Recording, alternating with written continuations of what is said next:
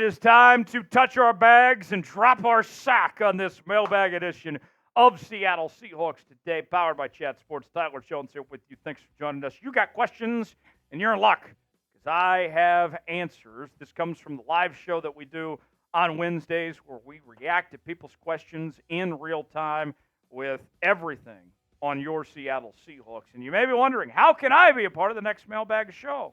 Well, if you subscribe to Seahawks Today and turn on notifications, you'll be alerted when we go live. We're live twice a week, but anytime there's a big breaking news event, whatever it may be, we're going to go live here on the channel.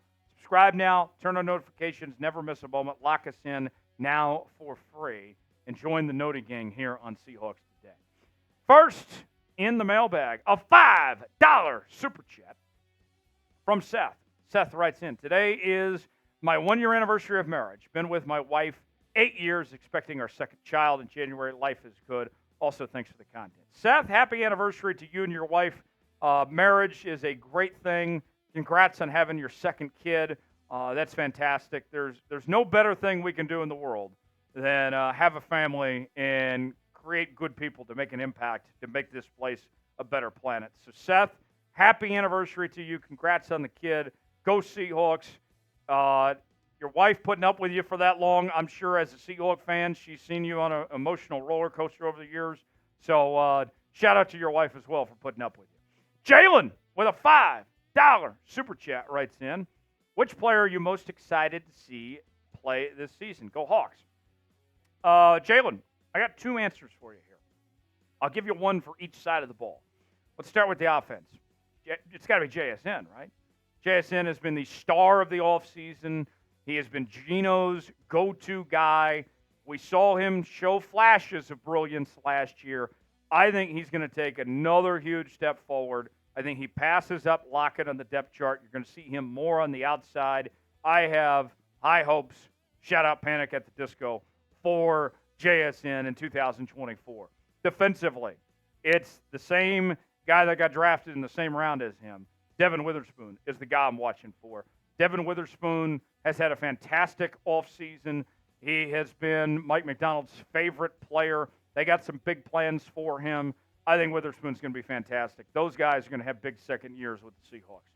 Lord Farquhar with the question. What's the quote from Lord Farquhar text about if somebody's got to die? You know what I'm talking about? Then that's just what it's going to have to be or something. I thought a big mistake in the Shrek movies was killing off Lord Farquhar. Spoiler alert. Granted, the movie came out 20 years ago, so I don't know how much spoiler alert that is. But they shouldn't have killed off Lord Farquhar. He was one of the best characters. They should have kept him going for the next other movies. Maybe come back as a ghost or something. What's going on with Jake Bobo? Writes Lord Farquhar. So I'll tell you this much. They haven't talked a ton about Jake Bobo this offseason, but he hasn't done anything wrong, okay? We haven't heard that Jake Bobo had just some bad practice where he didn't perform well or anything like that. So it's okay to not necessarily be in the news all the time if you're Jake Bobo. What we have heard is that he's not in any danger of losing his spot on the depth chart, of getting passed up, whether it's by Chenault or Eskridge or any of these guys. Jake Bobo is clearly your number 4 receiver. And last year, he played all right. Had 19 catches, 196 yards, 10.3 yards reception, 2 touchdowns. Jake Bobo had his moments, and Jake Bobo was a steal for the Seattle Seahawks to get him as a UDFA. He was the star of the preseason.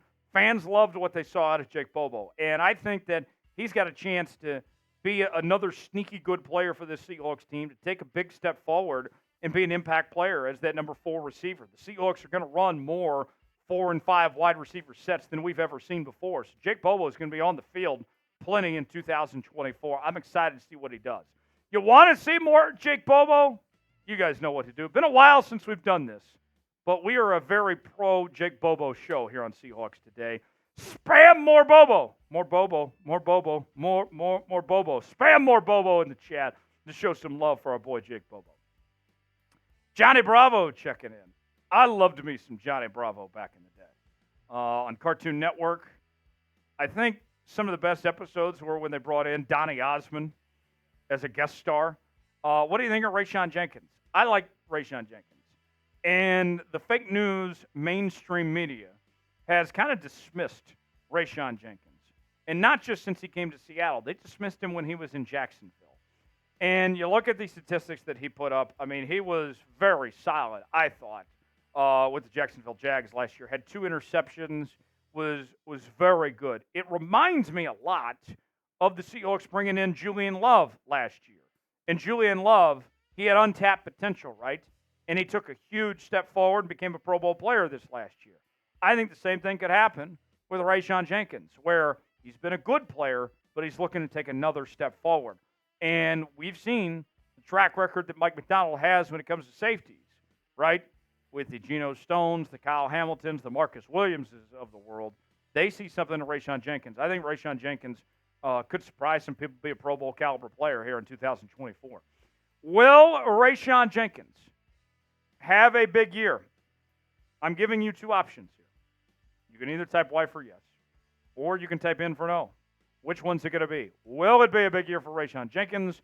Wait in the comment section. Let us know what you think. Daniel writes in, do you think Seattle can be a Super Bowl competitor this year? No. Hate to break it to you, but it's just a no from me. What did Randy Jackson say on American Idol? It's no from me, dog. Look, I think that when you look at this Seahawks team heading into 2024, the goal should be to be a playoff team, and they can be a playoff team. I think that is kind of step number 1 of the Mike Macdonald regime. If they win 10-plus games, then this season was a smashing success, and you have momentum heading into 2025. Then, in 2025, that's when they should be a contender in the NFC. You got a lot of young parts and pieces at this point in time, but they still need developing, and you still have some obvious needs that you need to fix, like the offensive line, finding some help when it comes to the inside backers, all that stuff long term.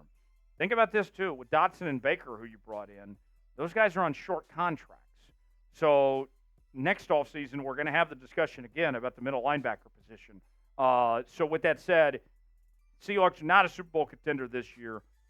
They could be in 2025, potentially. But right now, not a Super Bowl contender. Hope is they make the playoffs. Couple more for you. Let's go to Wayne. Wayne's World. Party on. What are your NFC West standings at the end of the year? Weiner number 1, Hawks, Rams, Cards, all are unknowns to me. I think as much as I hate to say it, the Weiners will win the division. They're just too good. They're just too freaking good. Too much talent there. And Kyle Shanahan's one of the best coaches in football. I would expect the Weiners to come in first place. I think the Seahawks can finish second. I think that's very realistic that the Seahawks get a second-place finish. Whether it's at 9-8 or 8-9 or 10-7, somewhere in that range, I think they finished second. I think the Rams are going to take a step back. I think losing Aaron Donald was a bigger deal than people realize. He was playing the role of about 3 different players on that defensive line, and it's not going to be easy to replace that. Stafford's getting older. He's had problems staying healthy. We've seen Cooper Kupp have issues staying healthy. I think they finished third. I think the Cardinals are going to turn some things around. I like what they did in this draft. I love the pick of Marvin Harrison Jr., but I still think they have a long ways to go. They'll be improved, but they got a lot of figuring out to do. I think that's your standings. It's Weiners, Hawks, Rams, and Cardinals. Next from Evan. Evan writes, will JSN be a Pro Bowler this year? I think he's got a shot. I think he's got a really good shot.